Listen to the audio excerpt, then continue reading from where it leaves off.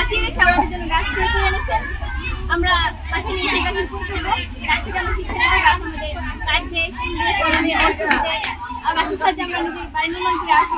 গাছের অবদান আমাদের জীবনে মানে বলে প্রকাশ করা অসম্ভব। শুধু সঙ্গে ভাইরা আমাদের স্কুলে এসেছিল, তারা তাদের টিফিনের টাকা জমিয়ে আমাদেরকে গাছ দিয়েছে। এই গাছকে আমরা রোপণ করবো এবং তাদের যত্ন নেব।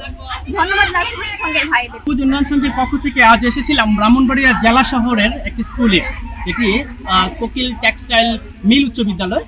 আজকে স্কুলের শিক্ষার্থীদেরকে গাছের চারা হাতে তুলে দিয়েছি।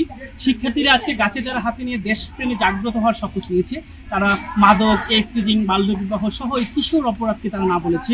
তারা একটি সবুজ বাংলাদেশ করার জন্য এমনকি সবুজ উৎসবে তারা মেতে উঠেছে গাছের চারা হাতে নিয়ে। তারা শপথ নিয়েছে গাছের মতো বেড়ে উঠবে, তাদের জীবনকে সুন্দর করবে, মানবিক এবং আলোকিত মানুষ হবে। ব্রাহ্মণবাড়িয়া লাল সবুজ উন্নয়ন সংঘের উদ্যোগে ব্রাহ্মণবাড়িয়া জেলা শহরে কোকিল টেক্সটাইল বিদ্যালয়ে আজকে প্রায় শতাধিক শিক্ষার্থীদের মাঝে গাছের চারা বিতরণ করা হয়েছে। তারা বাংলাদেশের এই প্রধানটি উপলক্ষে প্রস্তাব করেন পক্ষ থেকে যে আজকে আমার স্কুলে চারা বিতরণ করা হয়েছে, সেই চারা বিতরণ কার্যক্রমে তারা সারা বাংলাদেশেই তাদের নিজের পকেট থেকে যে অর্থ বাঁচিয়ে যে প্রোগ্রাম করে, সেই প্রোগ্রামটা সার্থক হোক, সফল হোক, এই দোয়া করি। মিথ্যা কথাকে, সব কিছু অন্যায়কে আজকে আমরা না বলবো। গাছের চারা নাড়ো, জানো তো একটু নাড়ো। এই যে গাছ অক্সিজেন ছড়াচ্ছে, দেখছো? গাছ অক্সিজেন ছড়াচ্ছে।